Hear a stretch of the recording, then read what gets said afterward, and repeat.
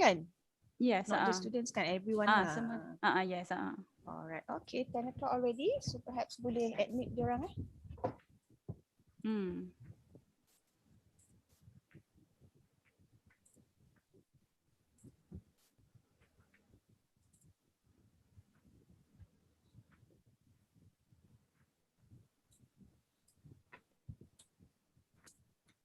Okay, YouTube pun dah cantik.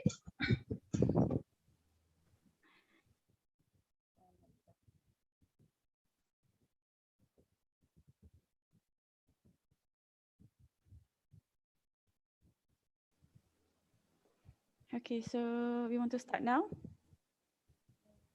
Maybe we wait maybe just a few minutes to let us join juga. Alright, okay.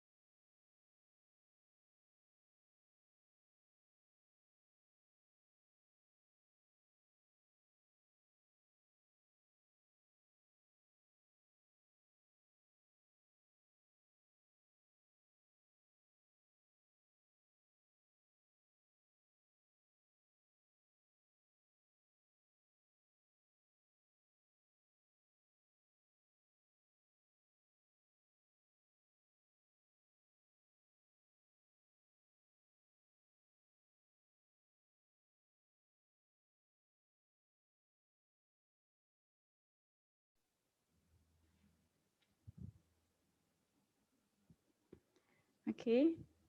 Assalamualaikum. All right, maybe we can start now.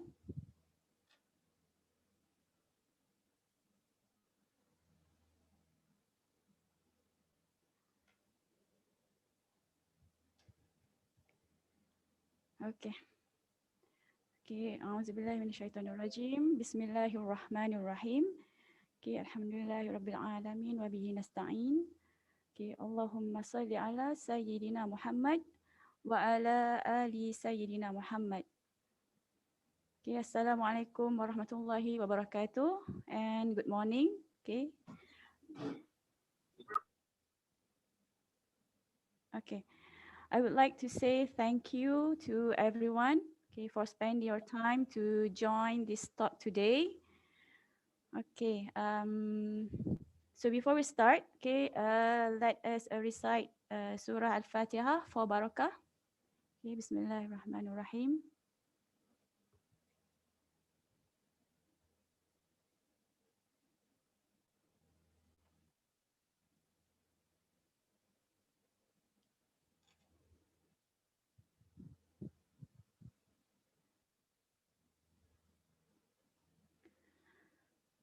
Okay.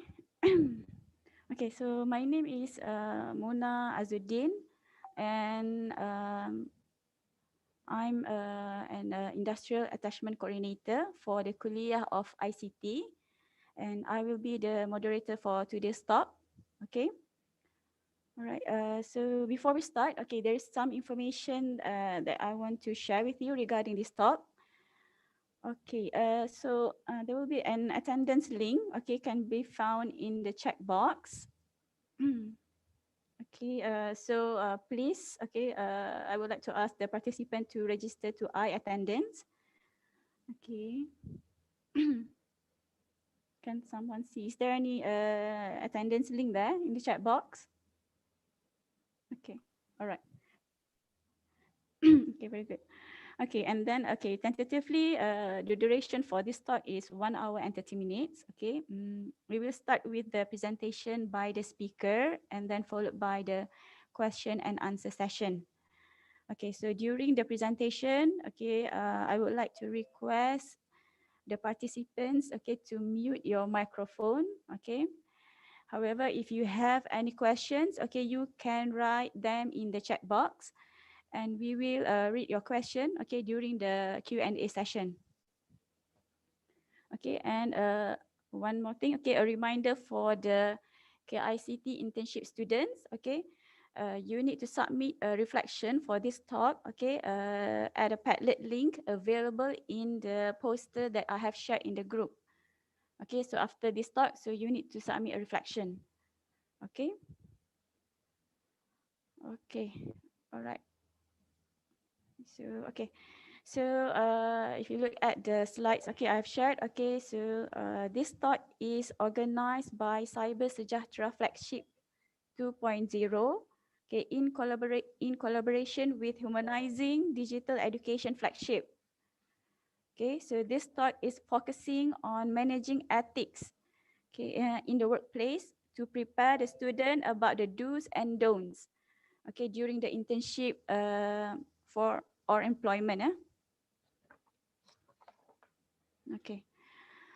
Okay, so I would like to invite the leader of Cyber Sejahtera Flagship, okay, Assistant Professor Dr. Nurul Nuha, okay, to give a speech. Okay, please welcome Dr. Nurul Nuha. Okay, thank you so much, Dr. Muna. Assalamualaikum warahmatullahi wabarakatuh. To all the lecturers, to our distinguished speaker, Dr. Sharma, and to everyone. I can see that some of the participants are among the lecturers as well. So welcome to our second webinar that is organized by Cyber Sejahtera. And this time we collaborate with Humanizing Digital Education Flagship to organize this talk on ethical management to prepare the students, the final year students, for internship and as well as employment. Yeah. So just a little bit about Cyber Sejahtera. It has been around for, I think, 2-3 years ago. Yeah. Before this, it was led by Dr. Nomazia.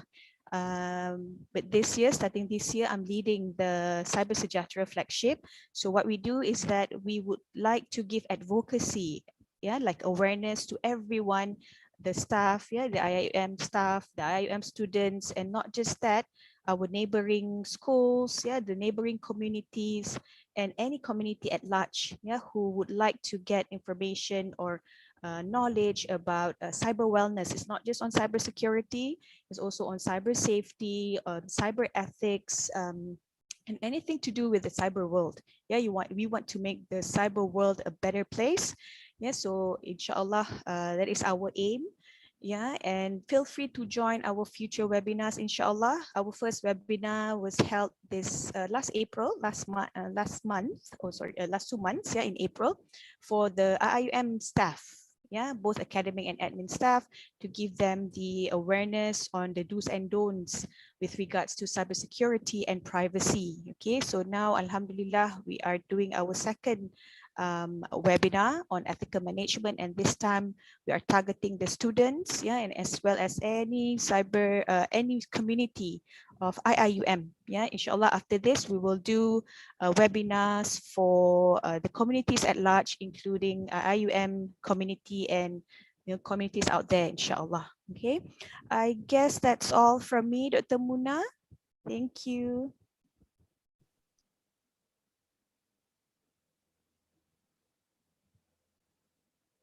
Okay, thank you, Dr. Nuha. Okay, so as a member and a representative for Humanizing Digital Education Flagship, okay, so I would like to briefly share with you about this HDE flagship. Okay, so Humanizing Digital Education Flagship is a new flagship, okay, actually under the Kuliah of ICT, so which is led by Assistant Professor Dr. Sharifah Nur Amirah. So HDE advocates for making transfer of knowledge through the delivery of intelligent language translation engine, okay, to be more accurate and widespread. Okay, it ensures better communication and understanding. Okay, so this flagship dives deeper into developing the foundation for an intelligent language translation engine, okay, that may be used for multiple languages. Okay, so that is some information about the HDE flagship, all right? Okay, so now, okay, we move to our main agenda. Okay, so the title for today's talk is, okay, Ethical Management, Preparation for Internship and Employment. Okay, so we have our speaker here today is Dr. Sharma. Okay, so before we start, I want to read about his short biography. Okay, so Dr. Sharma Mahendran Jairam, okay, currently running his own consulting business in relation to corporate governance and industrial relations this year. Okay, so he had served UMW Corporation for 14 years in area of asset protection, integrity and whistleblowing management, risk management and internal auditing. Okay, soon he will be joining another organization as an integrity manager, focuses on anti-bribery management systems and fraud investigation. He obtained his postgraduate diploma and master in protective security management from IUM. So he is our alumni. Okay. His specialty during the postgraduate studies are security management and investigation, okay, crime scene investigation, and crime scene management. Okay, later he got a doctorate in education from Selangor University, specialized in juvenile delinquency, crime, and risk. Dr. Sharma is a certified trained trainer by HRDF and certified integrity officer by MACA. I hope that I pronounced correctly, Malaysia Anti-Corruption Academy. He also membership at Association of Certified Integrity Officer, Malaysian Ex-Police Association, and Association of Certified Fraud Examiner. Okay, he has been actively invited as speakers at several events. Okay, for example, like crime scene investigation, okay, whistleblowing management, and dawn raid. Okay, he also a book author for Reinventing Whistleblowing Management book. Okay, so that is some short biography, okay, about Dr. Sharma. Okay, so without further ado, so I would like to invite Dr. Sharma, okay, to give the talk. Okay, please welcome Dr. Sharma.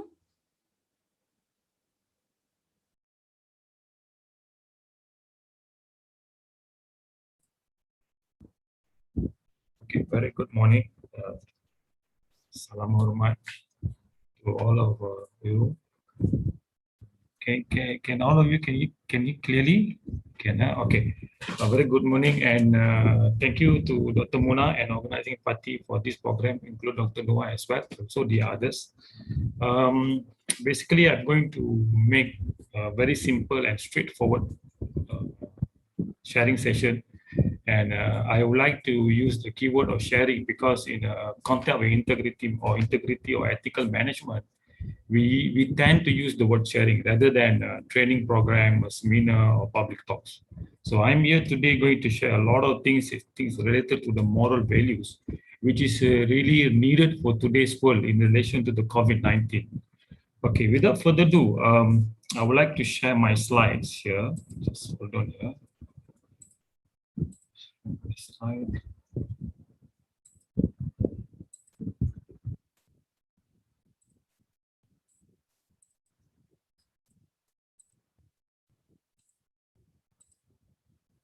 Okay, can all of you can see? Is that clear? Many Yes. can see. Okay, great. Okay. Okay. What is the objective of all of us here today? Looking at the situations and the title that was given to me, ethical management preparation for the internship and the employment. Most of us, I think, we are practically involved in bringing up ourselves, looking at the future towards the where we are looking in the area of developing our future towards the understanding the career path, most of the time. But today I want to share the main objective of what we are going to discuss about it, the importance of the internship and what is the purpose of internship with the potential employer. And secondly, to explore what are the opportunity and risks while engaging with the potential employer. Those are features to me, those are future employees. I mean, currently there could be some of the interns in some organization. Maybe they might go to another organization very soon. And there are many type of opportunities outside there. And also there are many type of risks. But today, most of the risks, we will try to look into the perspective of opportunities. Don't look at the risk as a negative dimension, look at it as opportunities. That's very important for us to go more towards the ethical management. The third one, I'm going to share what a strategy to manage internship environment dealing with a potential employee. But this is very important for us to understand clearly how do we adapt ourselves into that dedicated environment for the short period, or could be a long period. It might be absorbed while we are engaged as interns in that particular organizations. Okay, without further ado, maybe some of you can guess. Anyone know this particular scholar? The most important scholar that has given us a very deep dive insight about the area of ethical management. And today, many of us will not believe how that has gone into our human evolution and civilization. So if someone can guess, that's a special gift that maybe I will hand over later.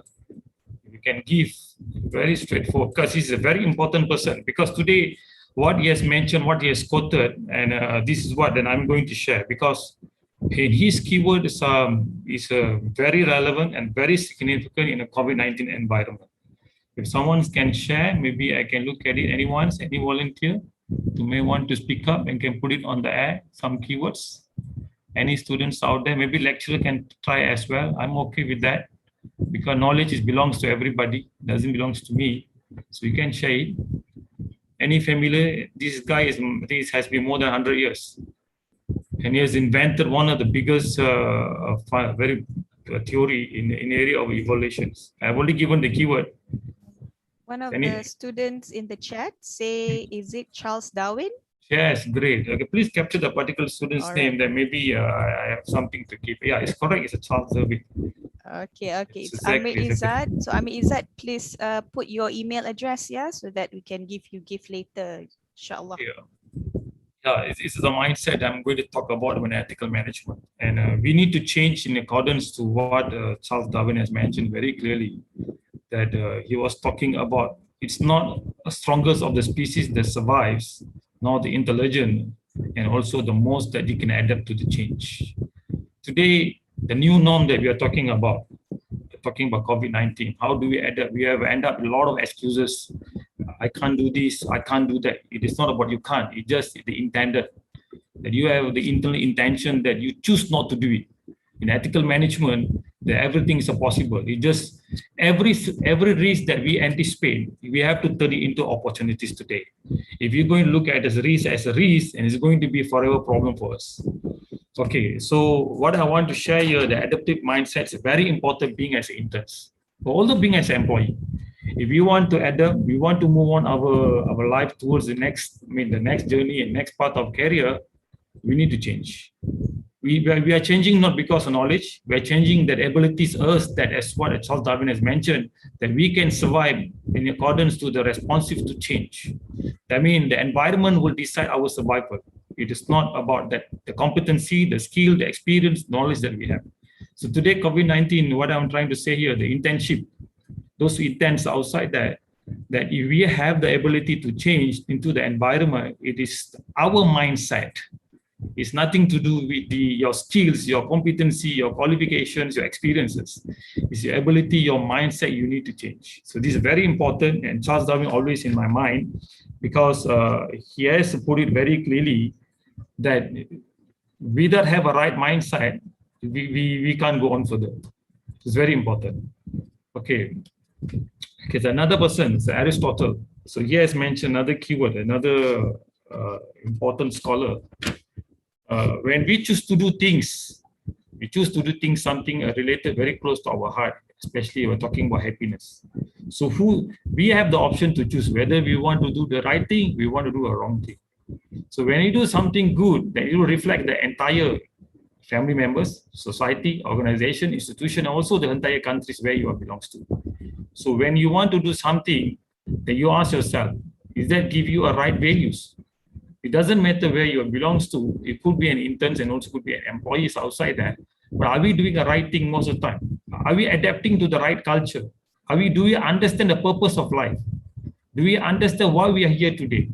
So the most important ethical management is the simple keyword, as I mentioned, beside the adaptive mindset, you need to know what we are doing, the happiness element. That's what Aristotle mentioned. Happiness depends upon ourselves. The option in your hands is nothing to do with others. You decide what you want to do. If you choose to come up with a good feedback and you convert those opportunity into a right manner, and you can eliminate the risk. But if you look at the risk as a negative element most of the time within the surrounding where you belongs to, and keep digesting issues that you are not able to manage, then in the end we will not able to manage our ethical management wisely. We will end up with a lot of issues outside there. Okay, what is the expectation among most of the interns employees outside there? So what are we expecting actually? So we want to have a good allowances. Practically, most of us, included myself, when I was intern as well, we were expecting these are the fundamental issues. Secondly, we want to have a good mentor outside that. I believe we were expecting a good supervisor, good immediate superior that should be able to give us the right input so that we can build our skill, competency, and also experiences most of the time. Definitely, this is one of the key things that we're expecting as we go as interns. The third one, challenges. Most of us will look at challenges as a main risk. Oh, this risk I'm not able to manage because it's giving me difficulties. I can't go back on time. I can't manage my things. I feel sick being in this environment. So every single thing that we venture into a working environment, also in a family environment, also in a business environment, also in outside that where we go to shopping center, there are challenges waiting for us. And it depends how we manage those challenges and how we manipulate those challenges in a good intent. That's very important. We are talking about ethical management here. It's all about your right intention. If you want to have a right intentions, and then you have taken the challenges into opportunities. I would like to say, a lot of problem outside there, take it as an opportunities. Don't look at it as a risk that gives us a high impact. Yes, high impact is how we mitigate some issues. The fourth, yes, these are some expectations outside, most of the interns and the employees. And when we start our beginning of our career, we want to get promoted in a short journey, probably along the way with the performance that we have contributed to the organization, where I have a certain expectation. Yes, it's good, but the question now, are we ethically promoted or politically connected in the organization? So where it is our ethical management, ethical management? Are we doing the right thing? Do we believe in God? Do we have a so much scientific thought until we feels that most of the time, but that's not important. Let it be answered later. So as for now, what I need to be promoted politically connected, so that I can survive myself. The question now, is that ethically managed? Do we have obligation to our organization or society? Or do we have obligation to our nations? It's very important to create values. In ethical management, every single thing that we are doing, in every single places that we are doing it, you have to create values. And that value will bring you the right path. And somehow the people that you're going to do, they will remember you until your last soul. They will remember you. They will call you not as a boss, they will call you as a leader. There's the ethical management that today we are talking about. The fourth one, we must get involved in every functions, every task that's been given. Do we involve, or do we be selective, or do we involve just because of a certain intended prospect, or do we do it because we instructed? The question now, is it ethically managed? Do we involve on a voluntary basis, or do we involve being asked to do? These are the questions that we have to ask ourselves before we becoming an interns. If you have a right ethical value within yourself built up before you go into any internship program, and these are questions very important. I've been asked to do because of my internship. My intern supervisor asked me to do that. No, your willingness is very important when talking about ethical management. That will ease and will mitigate a lot of issues at the internship program where you belongs to. If you don't have a right intention, your involvement becoming a barrier, become very selective. It will not be very objective. You end up with a subjective. In managing yourself, you have to be very objective. If you turn to subjective, where we are going to get politically connected in the working environment. So bear in mind, in ethical management, you're going to be a future leaders. When you're becoming a future leaders, it's very important for us to know what we are doing. Are we involving in a for right purpose? So ask ourselves. The third one, do we get appreciated for the task that we've been done? If it's ethically connected, ethically managed most of the time, and then we feel good. We can ask ourselves, that I have done for the sake of the organization, I have done for the sake of the society, I have done for the sake of my family, for my neighbors, for my friends, for my superior, for my loved one, anyone else. So being as interns or employees, we need to do the things that we are doing most of the time. The appreciation is an important factor. I will share later with all of us how these appreciation elements are coming in. I'll give some relevant examples. And trusted, being as a interns or employees, how it works within the working environment. Trust is very important. And today, we are using it a keyword, shared responsibility. Yeah? The trust element has changed. It no longer belongs to one side or one party. It belongs to both parties. Talking about employer and also employees. It is shared responsibility because of COVID-19 has changed many things. The trust has been given, the trust has been taken. And you have employees working outside, maybe you have interns working outside that, and probably we have to give and take. We have to look at the circumstances that we have today. And we cannot be penalizing people without looking at in a generic form. We have to look in it objectively. And give and take elements are very important in ethical management. Give and take doesn't mean you give all the time. Yeah, you have to be balanced. The balance managements are very important. Trust is a very important element in organizations. Being as interns or employees, if you want to start a trust element within your immediate superior, the secret recipe is the first day that you are associated with them. If you want to build a good trust, the first day of joining any organization or any management, any function that you're going to do, that's a significant area of building trust that we call today as shared responsibilities. If you miss that train, the trust them for the first day, that you're going to cry the rest of their life, especially when you're going to stay with the same organizations. So trust is also involving emotionally, feeling, and also interaction, and also networking. If you break the trust once, it's very difficult to build back. So what I'm trying to say here in ethical management, trust is one of the important components to create a productivity for the organization. Yeah, we sometimes have a lot of challenges with the immediate superior, with our reporting bosses and all that.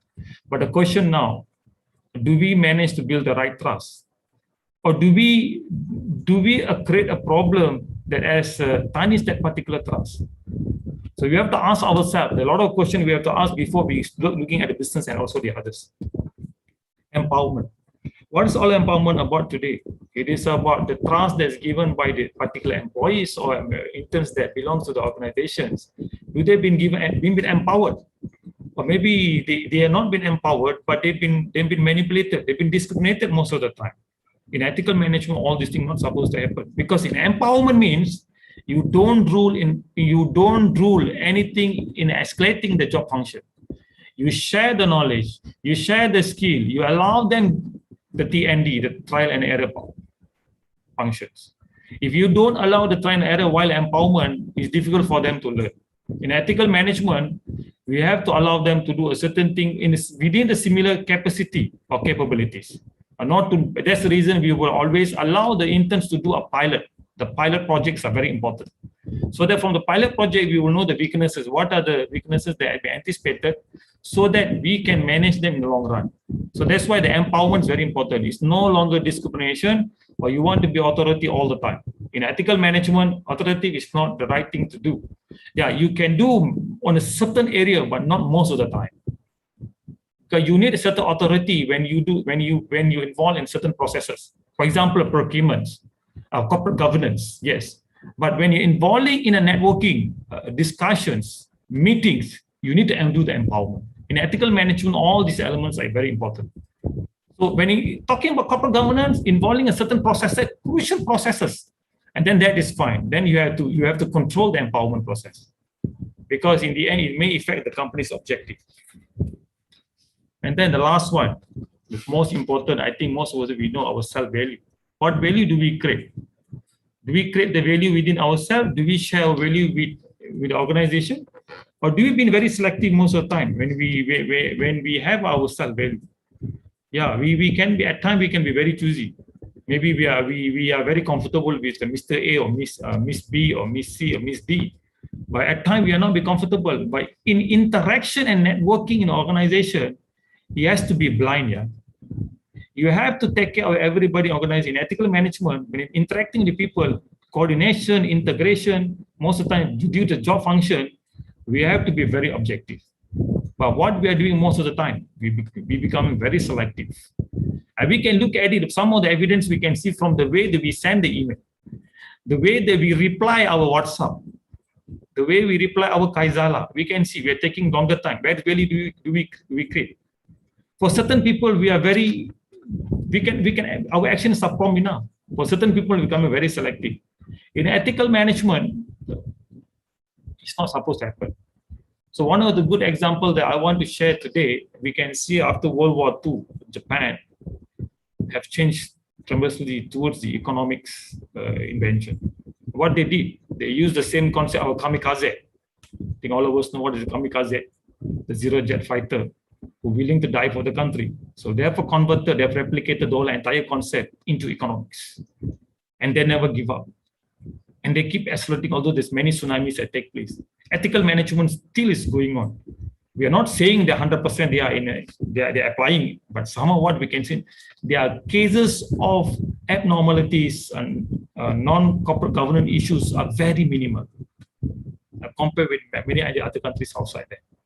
So these are the good examples I want to share. Create a right value. We can change. Because ethical management, if you want to change this value, we have to start from those people who are going to organization as an interns. Okay, how do we start connect ourselves? How do we build the foundation of ethical management? The first foundation is all about your self-management. How we manage ourselves as interns. when we are going as an employee, how do we go there? Adaptive mindset. Just remember Charles Darwin. You have stated very clearly. We are going to the, for example, you might maybe in future, being as an intern, you might get married to somebody. You might go into another culture, another customs. If you don't adapt into that culture, do you think we can survive? No, the answer is no. So the adaptive mindset is very important. The same thing we need to mirror and replicate when you go into organization, institutions. Because adaptive mindset is very, very important. And this has to be significantly educated and communicated along the way, most of the time among the students, those who are going into an internship program. Because without adaptive mindset, it's going to be very tough. Because you know what is going to happen? And they are becoming a babysitter. They're going to come back and give you all kind of replies. And we should look into issues that are giving a major reflection on the interns. The issues are involving like very much into the challenges, risks, and opportunities. It should be manipulated and it should be diverted into a knowledge, skill, and competency. Rather than look at it as a problem, do not look at it as a problem. Then that will give you a lot of gap in terms of ethical management. Okay, I have another question here. I want to know: do we manage our time? How do we manage our time? And I have come across many employees and also some interns outside that they say, "No, I don't have much time because I don't have a sufficient time. My time is I don't have a time because I end up doing late night work. My supervisor asked me to do early morning. Will be due to my business nature. Maybe they are from IT background. Maybe they could be a programmer, JavaScript writer. So, do we manage our time? The question is, none of us we can manage our time. Am I right? Any argument on this?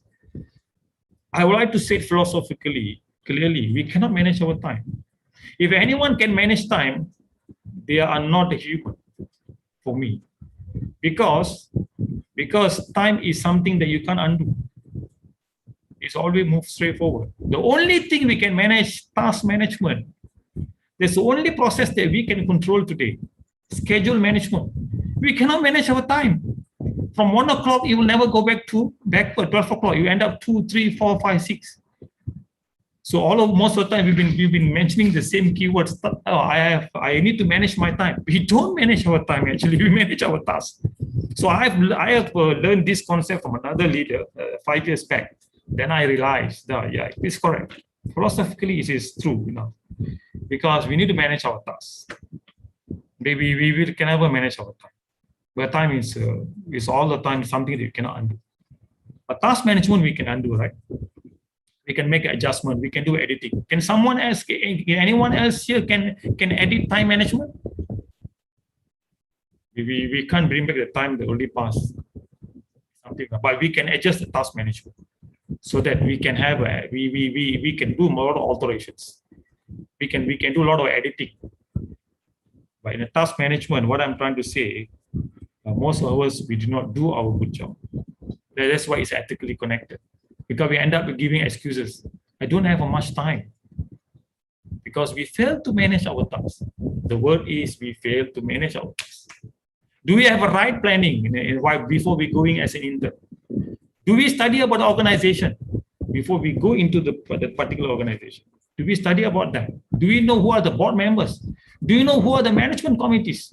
Do you know who are the people involved in corporate governance? Do you know where to report our whistleblowing cases? Do you know where to speak to the HR practitioner, HR representative involving industrial relations? All the question. Normally out of 5, maybe we can get 50% correct. Another 50%, no, I have no idea. When something arises, then I will look for it. Oh, that is very wrong ethically. We need to have all the information within our hands, within our fingertips. So we will have the right planning. So that is important for us. And the third one, resilient mindset while managing ourselves. What is the resilient mindset? It is something to do with how fast that we can react when we had a situation that's something that we have compromised, something that we cannot manage. Resilient, this keyword most of the time we'll use in business continuity management, resilience process. That means something has occurred, then how fast we can come back. For example, we have a conflict with our immediate superior. How fast we come back to the normal positions. So that's connected, our abilities adapt into the environment. But if we are not able to adapt, what happened? The end product, the end game, we will tender our resignations. So that is not option actually. So the right way of doing it, understand the issue ethically and negotiates. And I always believe in one keyword, the simple keyword, the most powerful, I'm sorry. I'm here to learn, being as interns. Emphasize the keyword as much as possible. But remember, repeated offenses may not be forgiven. Once, twice is acceptable level. So in a resilience concept, you may not able to come back as soon as possible because you are still in an infant stage. But those who are already in the employment level, maybe 10 and 15 years, maybe this resilience could be much more easier. So how do you want to becoming a person, an intern, an employee that you can react fast to the situation? The first things, I will suggest, try to enroll a lot of certification program related to corporate businesses. So you have exposure. Because today we can see mostly onlinely connected, that we have a lot of free certification outside there. Rather than spending our time on Facebook, on WhatsApp, on the Kaizalas, on the Instagram, we should spend our time most of doing on the certification so that we have a better insight and planning process. So it's important. And then the fourth one, self-intention. Our self-intention, when the task being given, are we truthful enough when we manage ourselves? Especially when we are working at home, remotely, our remote conditions. Are we doing the right thing? Being as an intern or employee, do we do the right thing when we are given a task to complete within a certain time frame? Are we doing it within the 8 hours, as what we promised based on our employment contracts? Are we doing the right thing? Ask ourselves. This goes back to self-intention. Self-intention is very crucial today because most organizations are depending on the employees at home. But if we do want to create value, this is a time that we can prove, we can build the trust actually. We want to show that our value is high enough. This is the time during the COVID-19, we are remotely connected, then we should prove. We should prove, we should take an opportunity of it. And we should manipulate it so that we can say that I'm there all the time. I give the updates all the time.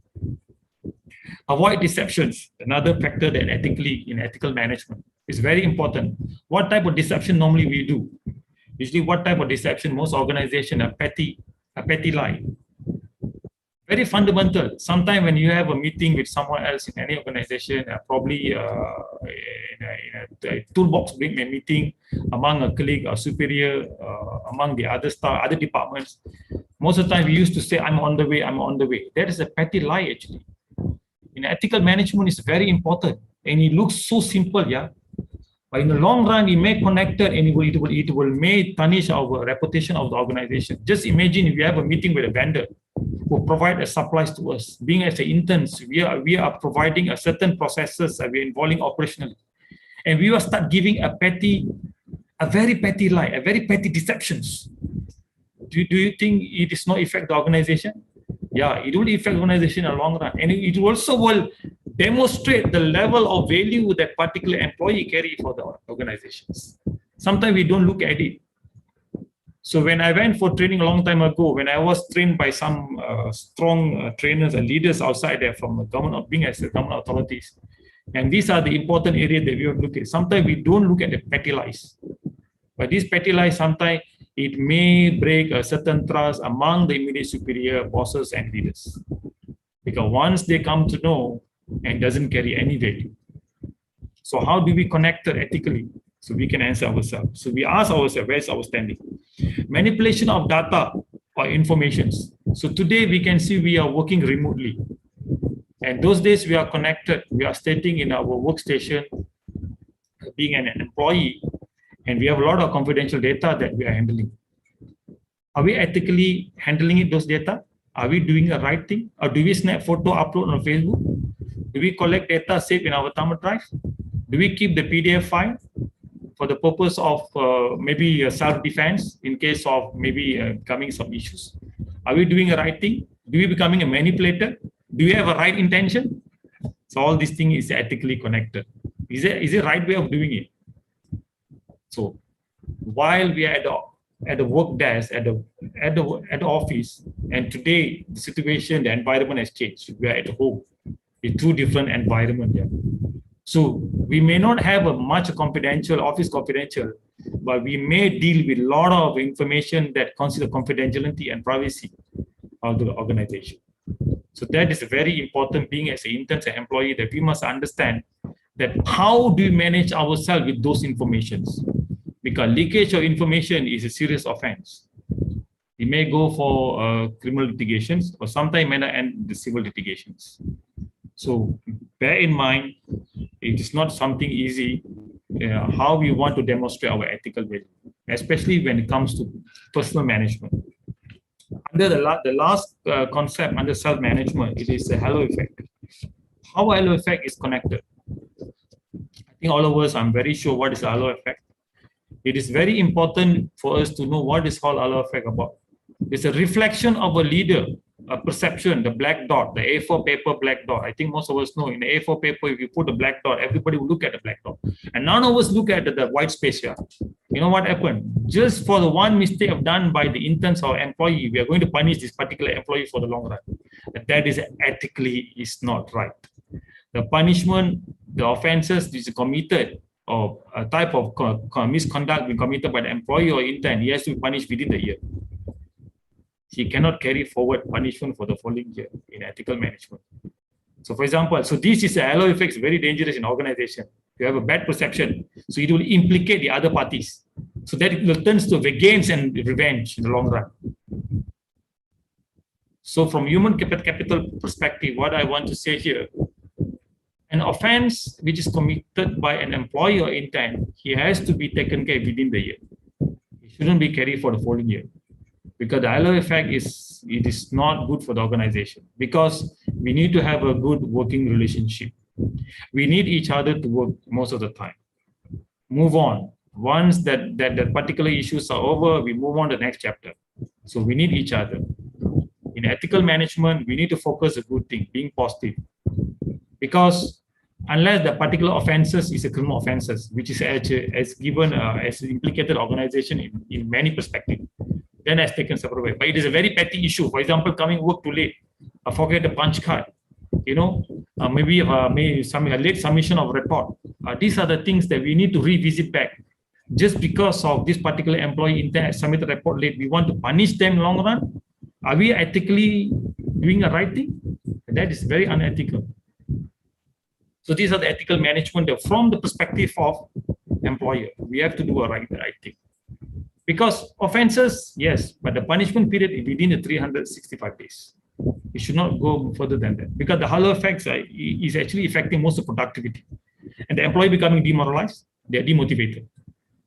So what will happen in the long run? And it will affect the organization. It will affect the reputations as well. If there is a case have been filed in industrial court. Okay, the second one, managing business. Policy and procedures. To be aware, being as an employee or being as interns before we go to any organization, are we aware that the policy procedures in place? I think most of us, you may aware that those policy procedures in related to benefits. Maybe most of us may not aware the policy related to corporate governance and a certain the do's and the don'ts. Some of it, for example, non-compliance to policy procedure, it may lead to dismissal of the interns or employees. There are many governance policy in place, for example, related to approval level, authority limit approval, and also procurement process and the conflict of interest. So we need to know where is our standing. Type of breach in organization, mostly like a deception, fraudulent, bribery, corruptions. I think most organizations in the world do not allow any form of corruptions or bribery, and I'm very sure about it. And also included the money laundering.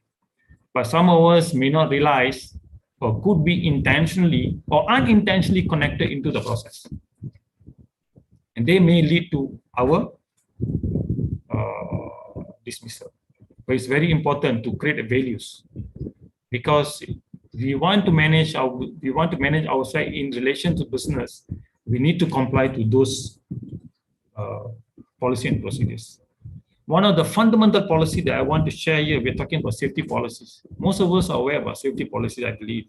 Besides the anti-corruption, the give policies, you have asset declaration policy. I'm very sure most of us It's a very, most organizations will have the fundamental policy, the basic policy, we call it safety policies. Do we understand the content of the policy, first of all? Do we ethically understand the information of the policy?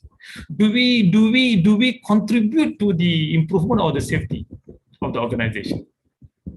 And do we realize this particular policy also reflects when we are working remotely? Do we realize that? Do this policy gives value? This policy included the boundary, the scope of remotely connected? Did we clarify this thing with our management? It's very important for us to know. But if you ever type, please go to a website of ILO, International Labour Organization. There's a lot of new policy procedure for the Internship guideline has been published. So that's one of the good benchmarks. So ILO 2020 also, they have released some of the PNP that is related to the COVID-19. So we can refer from that policy. It's a very good benchmark before as an intern before going. So you know what are the things that we need to know before we go step into any organizations. And another one, while we're managing business ethically, do we have our own business while engaging with any organization? Being as interns, maybe there are some interns, some employees come from different background.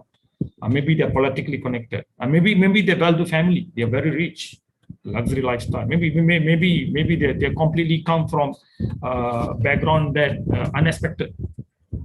They may have a conflict of interest with the interns that we're doing it. Maybe they're connected indirectly in terms of favoritisms. So this is the question now. Do we go there as an intern to learn, or do we go there to complete the particular time frame, just the sake of completion to get a scroll? So this is very important, being as an intern, to create value when you manage the business, because this is an opportunity for you for 3 to 6 months to learn those processes before you are fully employed in any other organization. Utilize it. Don't look at the risk, look at the opportunities. Every risk will have opportunities. Every dimension, every perspective that you look at it, you will see some opportunities. It is all how your thinking process.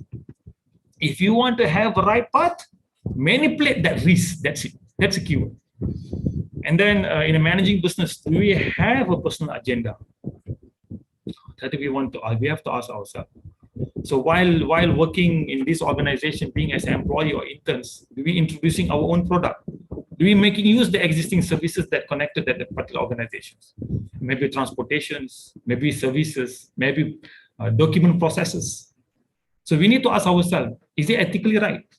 Or maybe the simplest example, photocopy mission, the photocopier. Do we photostat the A4 paper for our personal agenda? Do we bring back? Do we ask permission from the organization? This is all ethical management. But we will only feel the problem when we run our own organizations. When we are bounded to any organization, we don't feel the pain. But when we run our own, when we notice this particular employee or anyone's engaged in organization, they are start taking out anything taking out without permission is an offense. Yeah, that's why it's written in the penal. It's written in the criminal penal code. Anything that you take without permission, we call steal. It is stated very clearly in the CPC law. So the question now: are we committing an offense? For me, if you ask me from the perspective of moral compass, I will say it's very unethical. It's very unethical. The right way of doing it, we ask permission. We must obtain the permission. That's the right way of doing it. It's very important to differentiate between criminal and unethics. And most of the ethical process involving approval process. But criminal mostly breach of law, most of it. But unethical, you need to obtain permission, approval level. And that will subset most of the issues outside there. And the last part of under managing business, as an intern, as an employee, please, and I will encourage, understand the entire CG, the corporate governance processes. Most of the corporate governance, if I'm not mistaken, for the basic corporate governance, mostly are connected for compliance process, risk management, integrity, ethical, the last defend organization auditing process. we can understand the entire governance process, and then I believe we more or less we know what the policy and procedure they're talking about in these particular organizations. It's very important because most of the process under corporate governance usually involving a serious breach of trust. You break the rules, you break the code of business ethics. But that's very, very crucial. So at least if we have a time, we can explore on this area so that we are prepared before we go to any employment or any internship programs. So corporate governance, I repeat again, internal audit management, risk management, compliance, and ethic management. And we also can include the human capital as well. It's not wrong. Nothing is wrong because we can understand most of the processes inside that. If you have appropriate knowledge on this area, some fundamental of it, and then we are prepared to go in and understand how this business process are ethically connected. Because once we breach, the punitive is going to come in. And that's too late. Once the punitive action comes in, then we will look back, not only as an employee, and also that we fail to fulfill the obligations, the duty as an employee. Okay, the last of it, the managing others. The most crucial in ethical management, which is reflect yourself involving a society, institution, and also the country. It's very crucial, especially when we try to avoid, when we try to associate with some office politics. It's a high risk. Most of the newcomers and employees who are going organization, because the end game of when they are connected in office politics, it ends with the corruption process.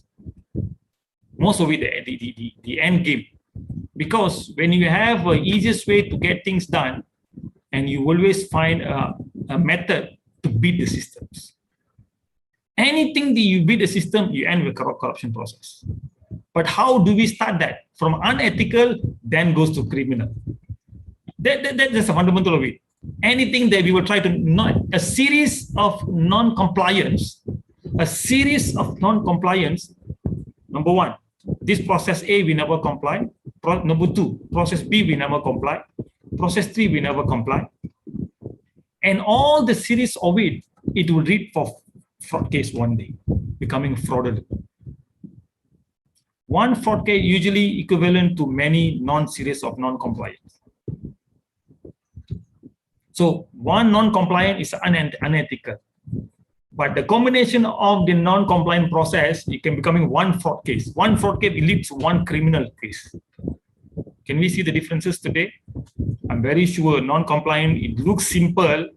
When you bulk the whole process, it becoming a criminal behavior. So that's why ethical managements are very crucial for us. So being as a practitioners, and I will advise honestly, non-compliance, it is a serious non-ethical management, because it will lead to fraud issues in the longer run, which is, when we say fraud, a very big tree, it's a very big process. We may not anticipate this. We may not realize that. We thought, oh, this is just a paperwork. It's just a process. I didn't know it was a fraud. It's just a series of it. It just matter how you connecting the dots. And then another one, the silo mentality. And most of us in organization, being as an intern, when we go to somewhere, we've been brainwashed. So when you coordinate, when you integrate this department, being defensive, fight for your rights. Well, that's very wrong. The silo mentality is not good for organization. It is not productive at all, because it doesn't create value for the organization. The silo mentality, we should start dropping it. We should create value when we come, because we must remember a duty an employee, a duty an internship, an interns. What is our duty? We've been employed to fulfill the requirements. Our duty is to fulfill the scope of the job, so that we provide service. Our job to produce the product. So we must know the duty. The word is duty, D-U-T-Y. It's very important. When we be employed in any organization, regardless in government sector, private sector, the word duty must appear most of the time in our mindset. Duty is very important. We have obligations. If we have the duty to coordinate, we have a duty to integrate with another department, why we need to have the silo mentality? That's the biggest barrier, which is will will not enhance the networking process, will create a big wall, and when we need the support for another department, it turns to war. And that's the time that we have a difficulties. The question now, are we working to the company's objective? Are we working on our personal agenda?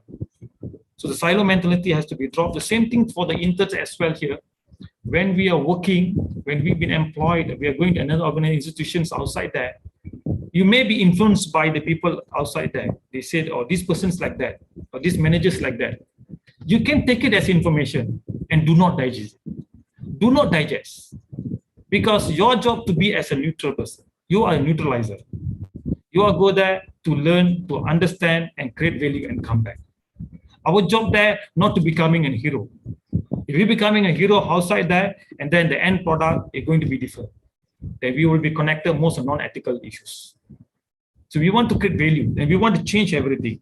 And then another one, the third one under the managing others, the mala fide attitude. I think many of us know what a mala fide means. Something that your evil mind, waiting to beat this, change the system, beat the process. For example, maybe I come from IT background. Maybe I have a sufficient knowledge in terms of probably being as a hacker. So we can manipulate this, especially going to the certain crucial business process. Maybe you know how to beat the systems. You know how to manipulate. We must make sure that the mala fide is dangerous, because every small tiny things that you are leaving evidence behind. Bad guys outside there always leaves evidence. It's just a matter of finding it. The evidence are everywhere, what I believe. It's just a matter of finding it, that's all. But if we have the mala fide attitude, we want to destroy the organization, destroy the relationship, and try not to coordinate with departments, and have a bad intention with the immediate superior, we cannot go far. Because that type of culture value will be carried forward to another organization. What goes around, it comes back to you in the longer run. Ethical management will prove you. You may not see it now, but you will see it one day. And then the most important under managing others, we want to create the harmonization of industry. The industrial harmonizations are very important. When we go to most of court cases in Malaysia, especially IR court cases, the court chairman always mentioned this keyword. The industrial harmonizations are very, very important. Being as an intern, being as an employee, we are going there for the purpose of create value. We want to venture something new. We want to provide the right advices to the management. We want to create a right path for the others. We are not a blocker. We are a provider. And we have a duty. We have obligations. And sometimes, due to the circumstances, some employees, some intern outside there, and they have a different kind of feeling, end up with revengeful feelings. But this is very dangerous and risky for the longer run, because that will carry forward and they will never connect it ethically, because they're always becoming an opportunist where they look at the weakest point of the process and then they will beat the system. It's just a matter of time when the person will fall down. Once you fall at the wrong time and wrong place, then the next question will be, am I safe now? Yeah, you can save now, but you have committed something wrong. Definitely the right people, the group of people will come after you.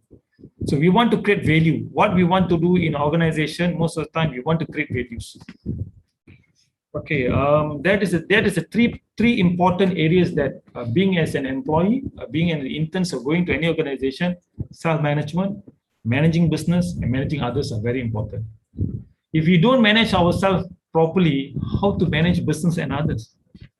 If we can't manage ourselves, being as a family members, how to manage our spouse and family and our kids? If we can't manage ourselves properly, how to manage our neighbors? That's the biggest question. Manage ourselves. As what the Charles Darwin mentioned, the adaptive mindsets are very important. And then another one, I'm going to share some of the for the first day that being as an employee when we join an organization. I want to share some of the tips of it. Right. Sorry that. Yeah, please. May I interrupt? Okay, yeah, Please. Dr. Sharma. Okay, you have around like 10 to 5 minutes more. Okay, well, I'm going to finish. All right. Okay, thank you. Okay. Thank you for the reminder. I would like to share the secret recipe that that I used to learn from the previous leaders as well. When we join any organization, if you want to create an impact, being as interns employees, the rule of thumb, build the trust from the day one. How do we do that? So the first step for those interns, especially here, understanding the existing culture of the organization. Because every organization, they have a different culture. And need to know the people that you are dealing. We need to know the people that we are communicating. We need to know what we are listening, what we heard from people. We need to know what type of information that we are sending it to others. Do we filter the information? Or do we sending it publicly? Do we understand their culture?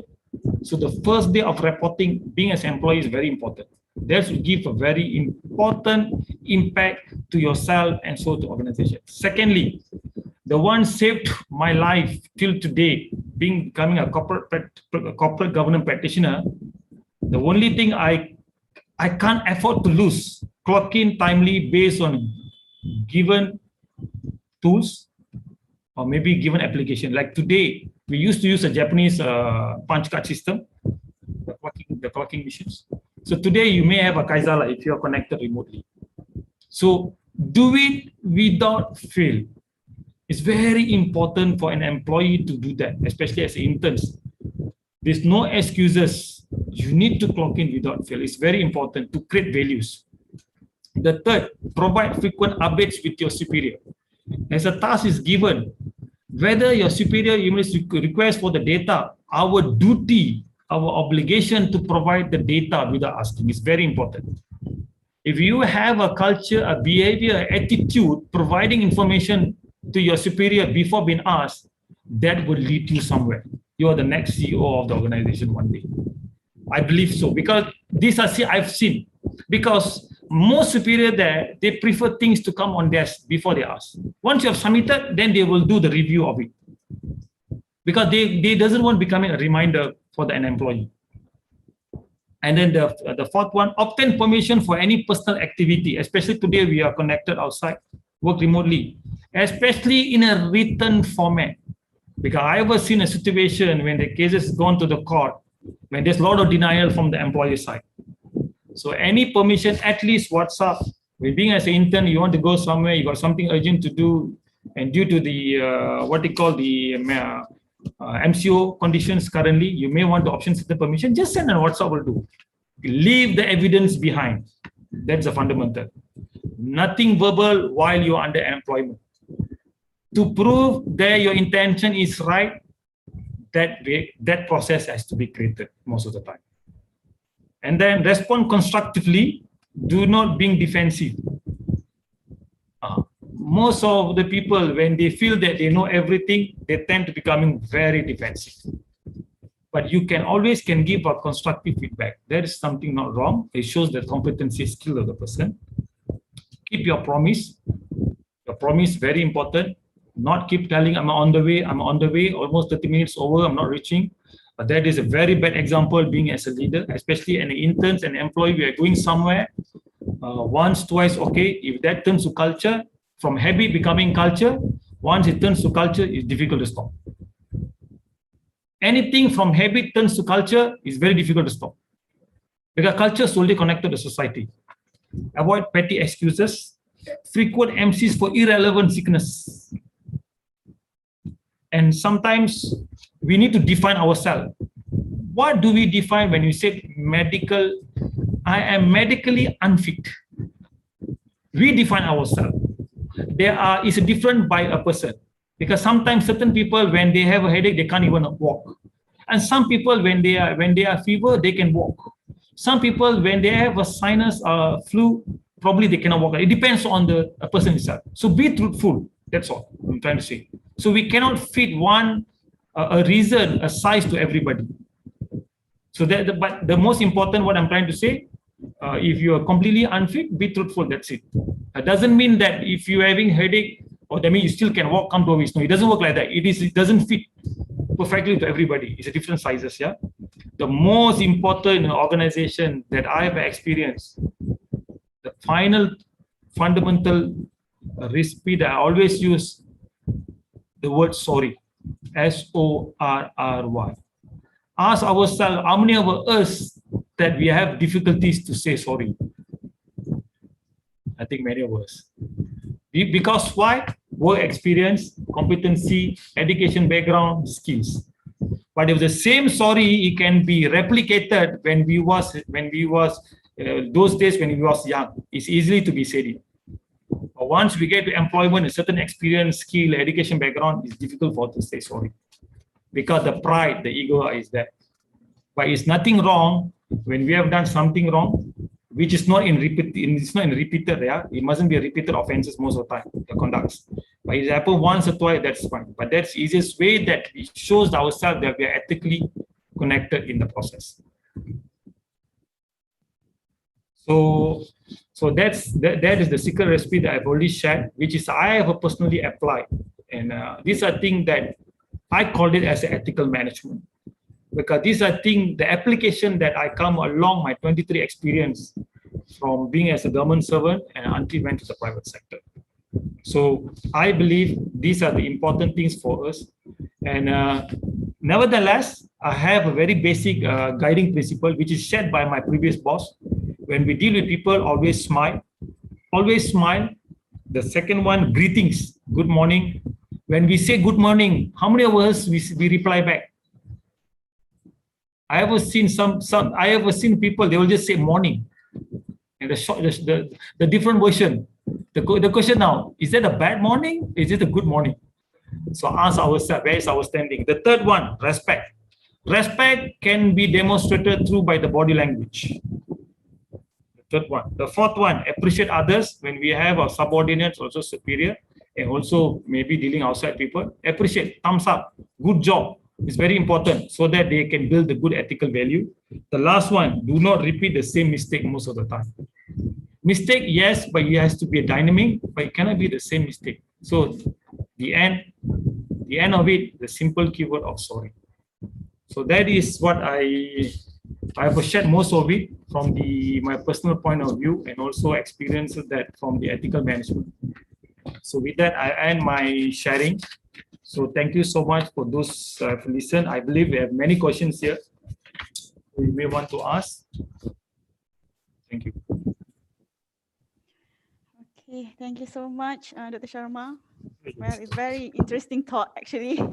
Okay, so I mean, this information will be very useful, for the students lah. Okay, the future internship student. Okay, later on that will be joining the companies soon. Okay, in semester 3 for KICT students. Okay, so it is very important for them. Okay, to prepare them to the new environment. Okay, I'm actually overwhelmed with lots of information that you have shared. Actually, yes. As a coordinator for internship program, yes. When you share these kinds of issues, I'm the one that the students will always come. Okay, we refer to lah. Okay, when they have the issues. Okay, for example, like in terms of the obligations. Okay, when they have the problems in terms of communication with their supervisors. Okay. And then they feel like, the company itself, giving so much tasks, and then they feel like, they are being manipulated. So, from my part is what I can do is always to advise them lah. Okay, that's the thing that I can do lah. Okay, but then hoping that later on, from their part that they can work well. Okay. So as you mentioned, the most important thing is the obligations lah. Okay, you must know your intention. Okay, to be in that environment. Okay, you as internship student. Okay, what is your obligation? Okay, your intention. Okay, your obligation to the company, your obligation to the university, your obligation towards yourself and your family as well. All right. Okay. So now it is time for question and answer session. Okay. So is there any question from the Zoom participants? Okay, because right now I have questions from YouTube. Yes, YouTube. Okay, so I would like to read the question. Okay, students always feel undervalued, which result in lack of confidence and self-esteem. How to overcome this?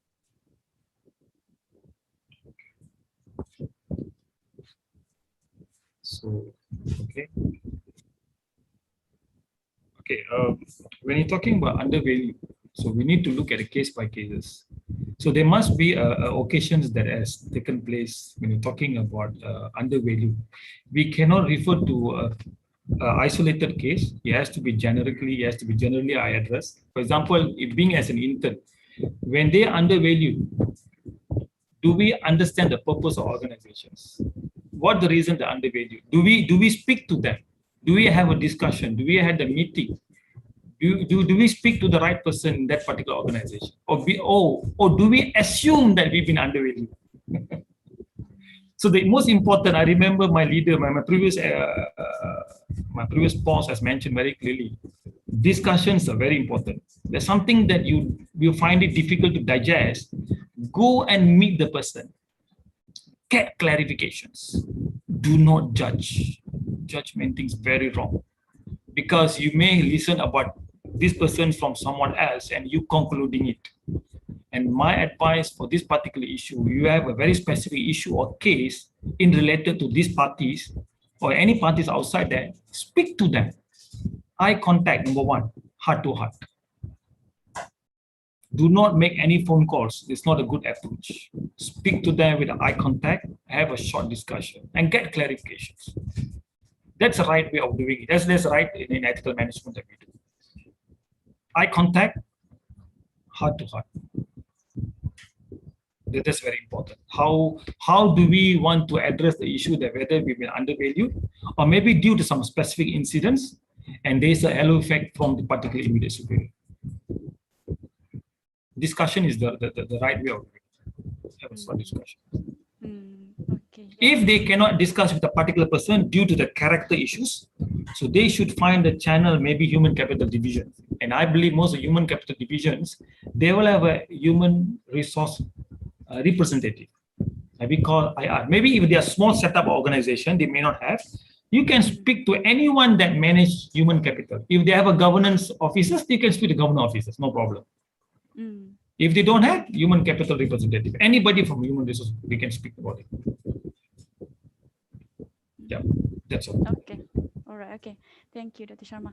All right. Okay. We have Brother Mukhlis Mayudi. Okay. He said that, okay, he want to ask a question. Okay.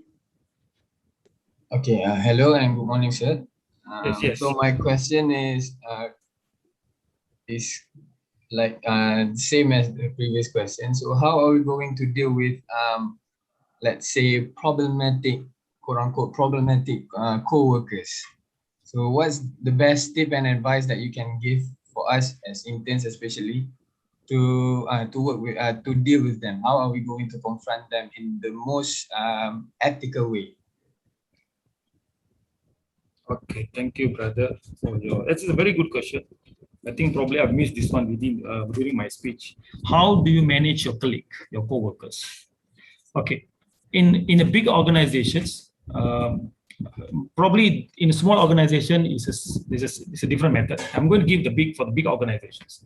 In a big organization, we have a co-workers. If they're working together with you, and you need to address the issue. Is a personal issue or related to work? If it's related to work, and then you should focus on the work issues.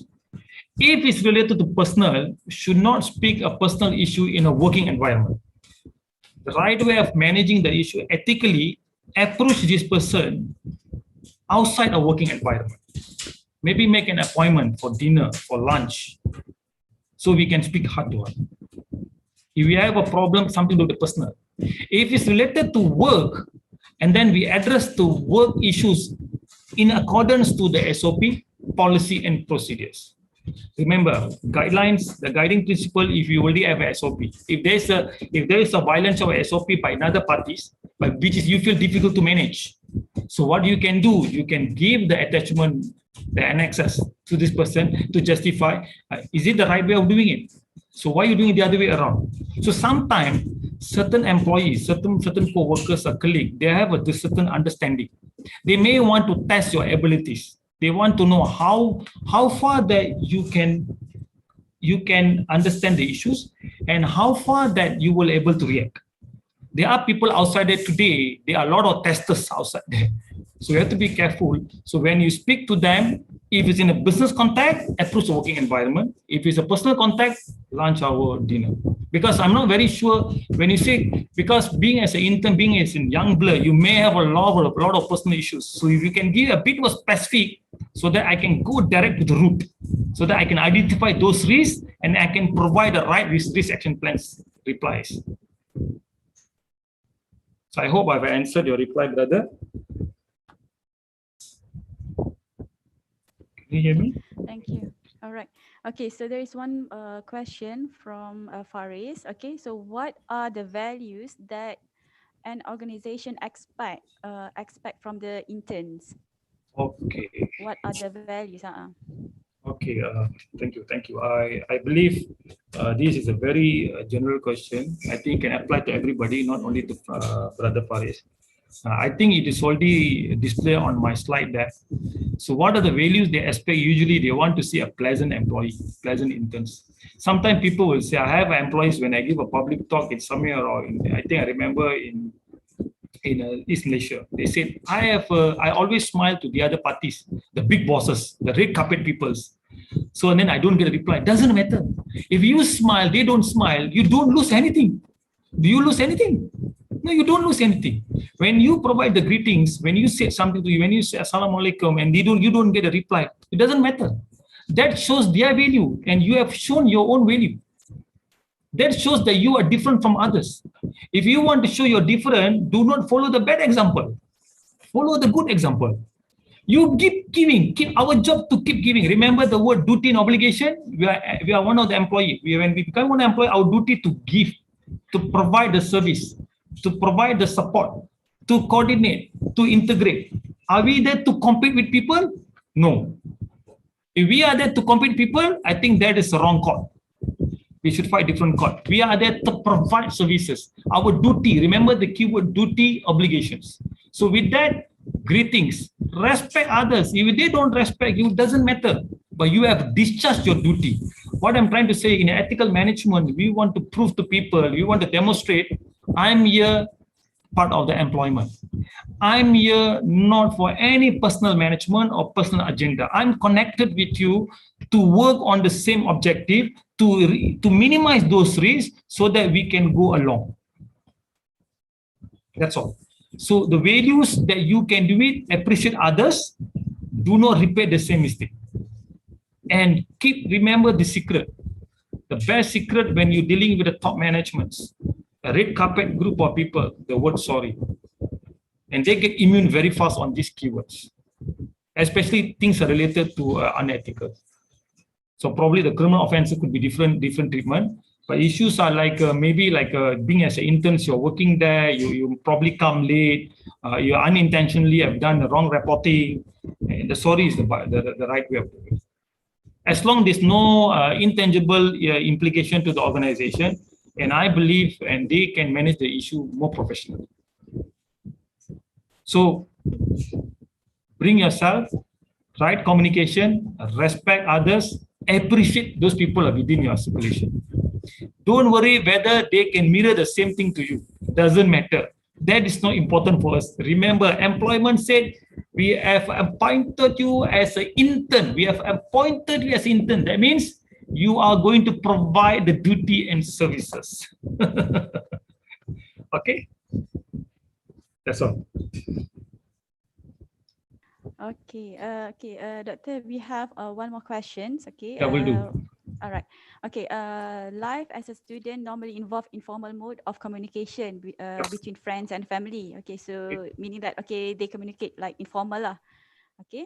But then when they are in the industry, when they are as intern students and when they are start to work, working, so they have difficulties to differentiate between informal and formal communication. By the management lah, because sometimes perhaps when the seniors, when the employees ask you to do the task, probably maybe it is actually instruction, but then the way the student take it, probably, informal mode of communication. So how to, to understand, sometimes the students are having a hard time to understand whether it is an instruction or it just cakap main-main saja ke. So how how to differentiate it? All right. Beautiful. It's a beautiful question. Because I'm from JLCs, we are trained to work on a written form. Always remember this. When you are given a crucial task that involving a certain operation, always take the written form instruction. Let's say you have an immediate superior who come back to you, brother Faris, could you help me to do this task? Verbally done, right? So what will our next action being as an employee, that you're going to send a short email, sir, as what you have asked, I'm providing this information. It's very important, convert the verbal action into a written form so that you are protected all the time and you are there to discharge your obligation and services. Always request the verbal or informal instruction and you convert it into a formalized process, written process. It will save you in longer run, and I believe so most of the time. When you take it in a verbal instruction, and if something goes wrong, and maybe this particular person who have given instruction, if we are not there, and who's going to protect this particular interns and employee? And I believe most of the interns are assigned with the email ID, right? I believe most of them. Let's say you are not assigned any email ID. So okay, use your own email ID. If you have a Hotmail, Gmail.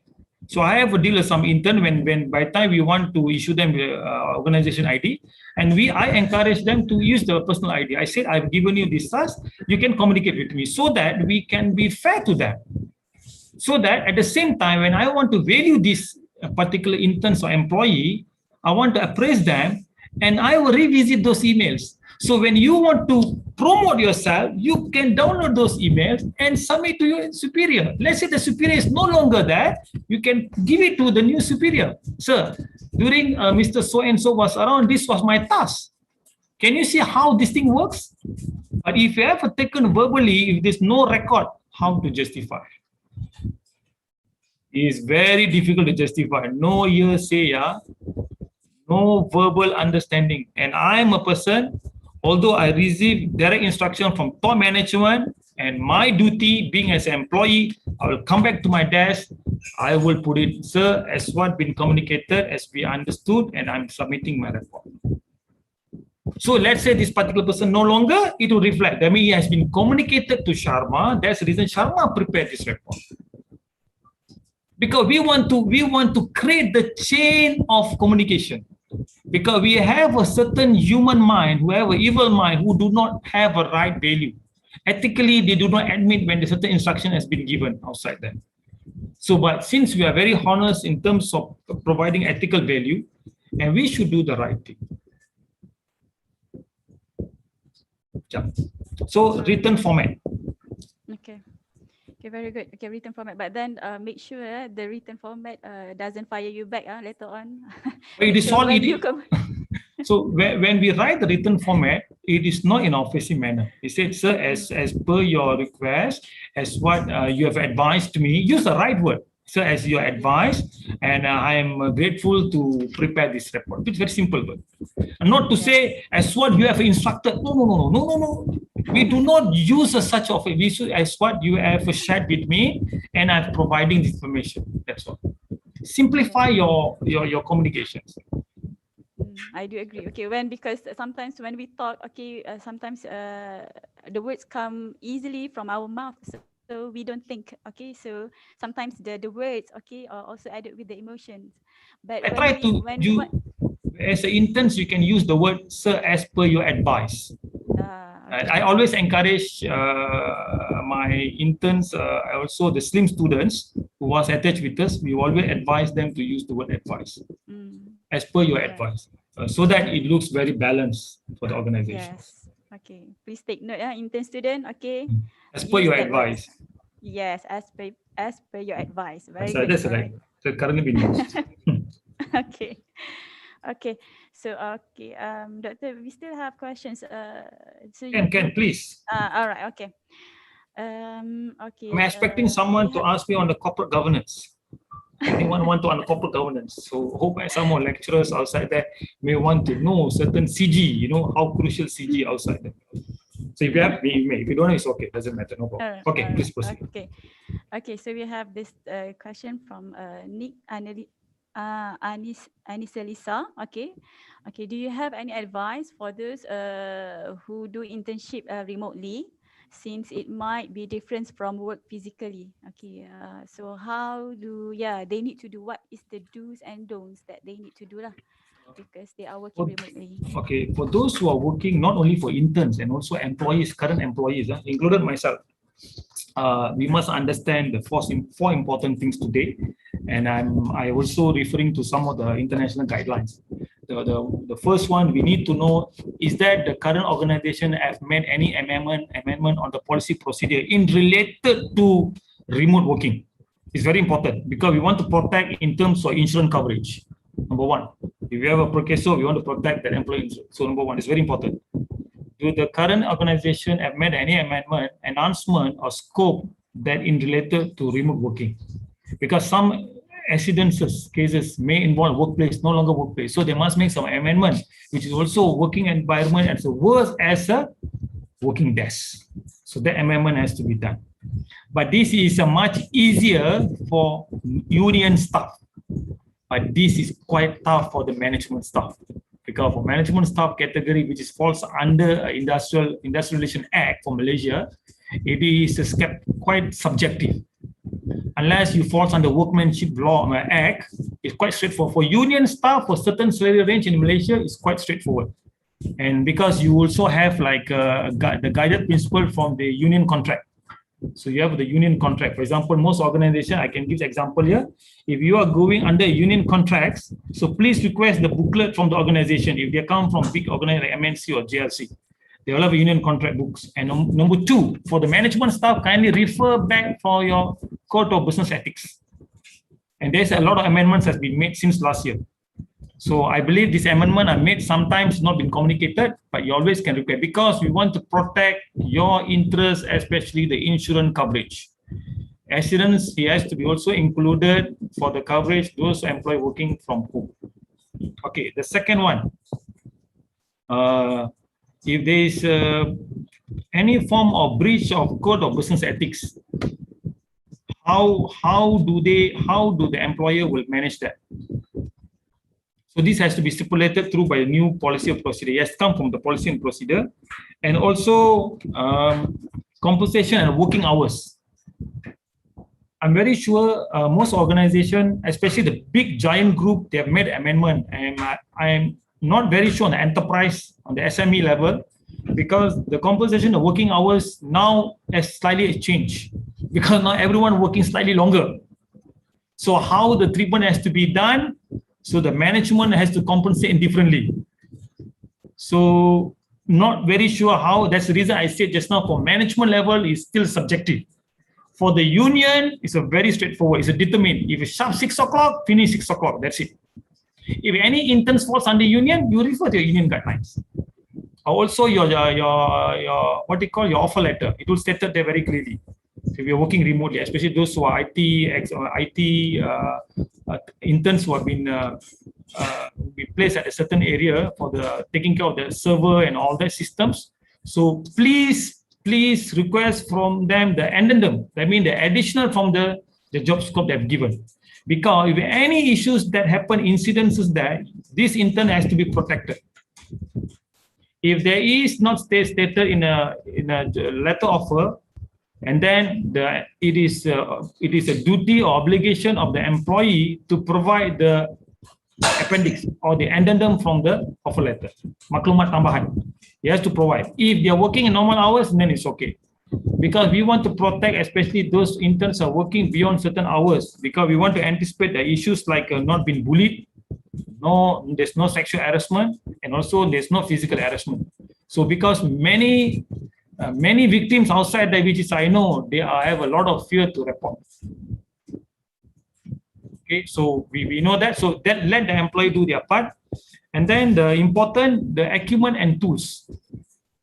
How the equipment and tools are provided, especially those interns are working in a critical area. Maybe, for example, they're working in an oil plant. They need a certain PPE. Maybe they are working on and off from their house to the plant. Do the PPE, because there's no supervisor to monitor whether are you carrying the PPE you have been provided, you've been asked to purchase. Because most of the PPE are very special made PPE. So they need to know this has to be cut. Prior to this, during the before the COVID-19 is quite straightforward because most of process in place because they have an audit checklist. Now there's no one will come and audit you because we are working remotely. Okay, we have a subordinates. How you want to make sure that unless through by online meeting we know that they are there, but then during by inspection or operation process we are not able to check them online. Very difficult. So this is our obligation to know, and also the last part of it, dependent care and other responsibilities. Because the ILO has come up with the guidelines, while the employee is working at home, especially in terms of employees, the management also need to know if, let's say, they are given certain tasks until 6 or 7 o'clock, and they also side effect of the what we call mental health concerns. This is one issue that I highlighted. It's not from the level national, it's also international, yeah. So because your working hours, it turns too long, you have children to take care, and it has to be stipulated inside their policy and procedures so that you have a very balanced and neutral management. Because before this, we will leave the children and we go to work, but now we have all of them in the same ship, in the same roof. So you are working at the same hours. So you may have a certain mental health concerns. So this has to be made amendment through by their business code of ethics. So initially all these things not included. And then also the emergency, the illness. So I'm not very sure how the certain organizations they have prepared certain processes. If in case of emergency, who to be contacted. So this falls under business continuity management. I believe for those interns who are going to the organization, if they're small setup, they may not have the business continuity plan. They may not have. If they're big organization, definitely they'll have because they want to know the resilience of the process. If those BCP, they don't have the BCP in place, so this intern employee should go back to the human capital division, the HR itself, to ask for them. During emergency, who are they going to be contacted? So these are the changes has been made due to working remotely.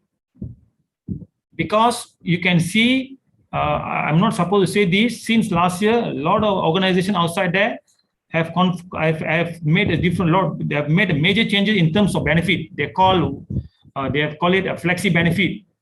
Everything has changed. They come up with all kind of benefits so that they can minimize their costs. So this is going to be in a parallel most organizations as well, so that they can be more relevant in existence as an organization. So we need to anticipate. So if they're going to cut certain costs, and we need to demand certain value from them. For example, like mental health concerns, you have for example, dependent care and all that. So most of the big organizations, I don't see the problem. Maybe the problem will have with those small enterprise. So because it's involving a certain cost. So please anticipate this. And further guidelines, you always can refer to ILO 2020, International Labour Organization. They have a very detailed, structured, remote management for COVID-19 2020. All right. Okay. Thank you so much, Doctor. Okay. So, perhaps later on, after this internship students, when you go for the interview, you just not ask for the offer letter, but then you need to check, request for additional appendix, regarding the policies. Remotely, the word remotely, if they have been working remotely, please make sure the particular enterprise organization to mention the remote element inside the letter. Because we worry they might give the previous same letterhead, the same standard of format. They just print and give signing out. So please, remotely is important because now a lot of things has changed. If they requested to work remotely, other than then you don't have to. I think currently I'm managing quite a lot of company that allowing the students to work remotely, because for example, like students that staying in campus, so sometimes campus don't allow them to go outside. So we ask the student to negotiate with the company, whether the company can allow them to work remotely lah. And in then that case, another important thing the students or the employer must aware, make sure the employer provide all the necessary PPE in accordance to COVID-19 rules regulations, our what they call directive from the government. Make sure that mean they provide all these things in organization. For example, your masks, hand sanitizers. If they can provide additional, is good, and it has to be given to the employee, included the interns. Doctor, what happened if the companies doesn't give the tools? That is if they are interns. If they don't provide, this actually a national agenda. They are actually breach of the directive from the COVID-19 directive from the government. This is actually a national directive. Regardless whether you're intern, everybody have a soul, a human being. That's all the requirement. It's stated very clearly. Human being, they have a soul. So interns, they are human, you engage them. Doesn't matter whether they're contractual, they are permanent, they are part-time. They are associated with you. You as an employee, is your obligation to provide, duty. It falls under a law of thoughts, their duty to provide, to combat, to minimize the number of cases in Malaysia. So I'm talking in a Malaysia perspective. The other countries, I believe they should have a similar guidelines as well. Okay, it's already a gazetted. It's a gazetted directive since last year. Okay. Okay. Thank you so much. All right. Okay, we have one more. Okay, how I can motivate my organization or my supervisor and get their attention to my hard work and change the way they evaluate my work, not based on my previous mistakes. Oh, okay, good. Okay, one of the process that, I think you're talking about halo effect. Many bosses outside there, they are so stigmatized with the halo effect issues because they always feel that when they're in power, so they feel they have a so-called a supreme power. So they feel that they can do anything. No, actually, the concept the other way around. In ethical management, as a leaders, what we're supposed to do, if it's a repeated offenses, if let's say you have encountered with the subordinate, with the employee, once you have punished them with the appropriate action within the year, we should open a new book. That means we restart the process for the following year as a new presentations, it's a new measurements, it's a new dealing, new coordinating. That's the reason we call on the 1st of January is a new year. If everything is new, but why the old thing comes back the following year? So this is a thing I have to change my previous organization. When 1st January is everything is new, why we go back to the old? The question now, all these things because now why when the person is connected very personally, becoming personal issue. It's no longer company issues. Company are fine with that. Company said, okay, you have get this much of KPI, your balance scorecard this much, we have punished you, we have move on. But the one move on is not the organization, it is immediate superior. Okay, how to overcome this? To overcome this, the best thing I think I mentioned to another brother just now, speak to the person, speak to the immediate superior, sir, I want to speak to you. I think some misunderstanding here. I would like to have a discussion with you.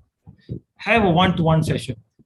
Please have one-to-one session with every superior being as an intern every minimum, if you want 6 months, minimum, and one-to-one session, minimum 2 months. So you have a 3 times with the immediate superior. One-to-one, when you say one-to-one, try to minute it. So that the understanding is important. The communication is important. If you don't have the time at all, maybe they claim due to the task management, all that, at least 6 months before the person leave, at least have that one-to-one session. Because the exit, the employee exit, I'm very sure some small organizations, they don't have this process. At least we are sending certain feedback being as an intern to the enterprise for them to improve their processes in the future. Because the Japanese Kaizen, the process of, they believe feedback from the customer, they can produce a new car models. We need to provide the feedback to the management, up to them to listen or not, but we are giving honest feedback for you to improve. If the next interns come, If you're going to do the same treatment, your organization can never go any far anymore. I'm just giving honest. Remember, when you're giving honest feedback, do not mix with your personal feelings. Please do not do that. Be very objective. Look at the process. I'm not given enough time to manage this task. I'm only given 2 days. At least supposed to give me a bit more longer hours. So explain to them. The expectation from management from intern should be more or less should be in a small scope, shouldn't be in a high scope. They can't expect an intern to work like a general manager. No, that's very wrong. So we need to give a feedback. Sir, I'm only interns. I'm here to learn skill, competency. I want to gain a short-term experience. We need to give the feedback. If we don't give the feedback, but if we give very personal feedback, they are not going to take it. Give them very much into a corporate governance feedback. So that let them look at it, oh, we have a problem. That means there is an issue. This person has highlighted, no one taken any action. Our duty to give a feedback. We want to say thank you. How do we say thank you to organization after serving 6 months? Your feedback is the thank you. All right. That's all. Okay, thank you. Yes, yeah, I want to highlight the same thing as well. Okay, the intern student, okay, please always communicate with your superiors, okay, to your boss, okay. If you have anything. When we said feedback to the student, to the organization, I think we need to change our mindset. When we say feedback, they're going to think, oh, it is option. So I don't have to give the feedback. I'm fine with whatever I have now. When you say feedback, they should giving the Thanksgiving feedback. Thanksgiving feedback means not to say everything's perfect. We want to highlight the gap in the organization, that's all. So that it will benefit not only the organization, it will benefit the future intent which is going to go into the organization. We want to change the society, we need to make the difference. If we don't make the difference today, the society cannot change. We're going to remain at least like this. In ethical management, there's a chain of reaction. I want to make a change, my intention must be right. My thinking must be right. My action must be right. It's most important. Then we can change slowly. Expecting the organization change by itself, I'm doubtful. I'm just taking some of the example how the Japan has changed after World War II. From kamikaze with the tsunami issues, they are still strong in economics. Okay. Thank you. Yeah, thank you. All right. Okay, so thank you so much. Okay, so I think we need to end our session today because it has been nearly 2 hours. Oh. So, so once again, okay, thank you so much, Dr. Sharma. Okay, we are looking forward to having you again, okay, in the future. Okay, and then thank you to KICT Promotion Marketing Team, okay, KICT IT Unit, and Flagship members for making today's event successful. Okay, and thank you everyone, okay, for your participation in this talk. So we hope to see you again next time, inshallah. So okay, a reminder again for KICT internship student, do not forget to submit reflection, okay, at the Padlet link that I have shared, okay, in the poster. All right, so let us end today's session with Tasbih Kafara and Suratul As. Okay.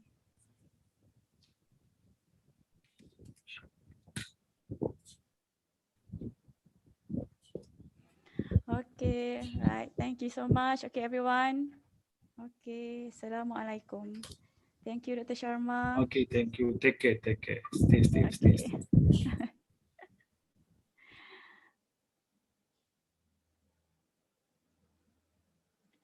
Salam.